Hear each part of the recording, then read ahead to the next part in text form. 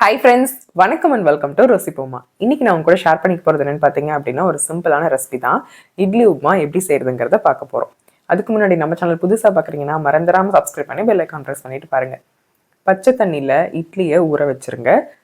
நடுவுலலாம் இது பண்ணிட்டு எல்லா பக்கமும் தண்ணி இருக்க மாதிரி நல்லா ஊற வச்சிருங்க. ஒரு 10 நிமிஷம் இருந்தாலே போதும்.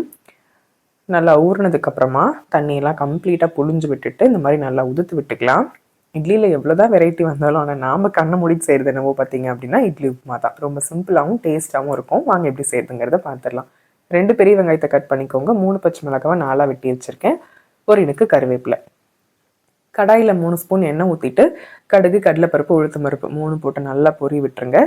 நல்லா பொரிஞ்சதுக்கப்புறமா கட் பண்ணி வச்சுருக்க பெரிய வெங்காயத்தை ஆட் பண்ணிக்கோங்க. சின்ன வெங்காயம் இருந்துச்சு அப்படின்னா பெஸ்ட், இன்னும் நல்லாயிருக்கும். கட் பண்ணி வச்சுருக்க பெரிய வெங்காயத்தோட பச்சை மிளகாய், கருவேப்பிலை போட்டுக்கோங்க. நல்லா வதக்கி விட்டுக்கோங்க. வெங்காயம் வதங்கிறதுக்காக நம்ம உப்பு ஆட் பண்ணிக்கலாம். நல்லா வதங்கட்டும். ஒரு 2 மினிட்ஸ்லேயே வெங்காயம் வதங்கிடும். இது கூட நீங்கள் இஞ்சி பூண்டு பேஸ்ட் வச்சுருந்தீங்க அப்படின்னா நீங்கள் அதை ஆட் பண்ணிக்கலாம். இல்லைனாலும் பரவாயில்ல, போட்டாலும் நல்லாயிருக்கும், போடலனாலும் நல்லாயிருக்கும். நல்லா மிக்ஸ் பண்ணி விட்டுட்டு இந்த மாதிரி வெங்காயம் டிரான்ஸ்லூசன் கன்சிஸ்டன்சி வந்ததுக்கப்புறமா நம்ம மஞ்சள் தூள் ஆட் பண்ணிக்கலாம். மஞ்சள் தூள் போட்டு நல்லா மிக்ஸ் பண்ணி விட்டுருங்க. அவ்வளோதாங்க. நம்ம உதுத்து வச்சுருக்க இட்லியை ஆட் பண்ணிக்கலாம். மஞ்சத்தூள் போட்டு நல்லா மிக்ஸ் பண்ணி விட்டுட்டு ஒரு 1 மினிட் அப்படியே இருக்கட்டும்.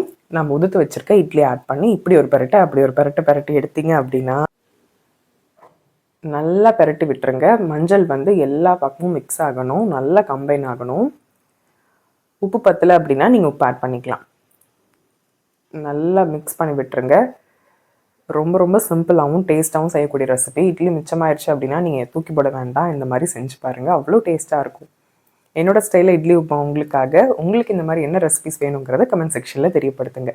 ஃபைனல் டச்சாக கொஞ்சமாக கொத்தமல்லி இலையும் அரை லெமன் ஜூஸ் விட்டு இறக்குனீங்க அப்படின்னா வேறு லெவலில் இருக்குங்க. சைட் டிஷ்ஷே தேவைப்படாது. ட்ரை பண்ணி பார்த்துட்டு எப்படி இருக்குன்னு சொல்லுங்கள்.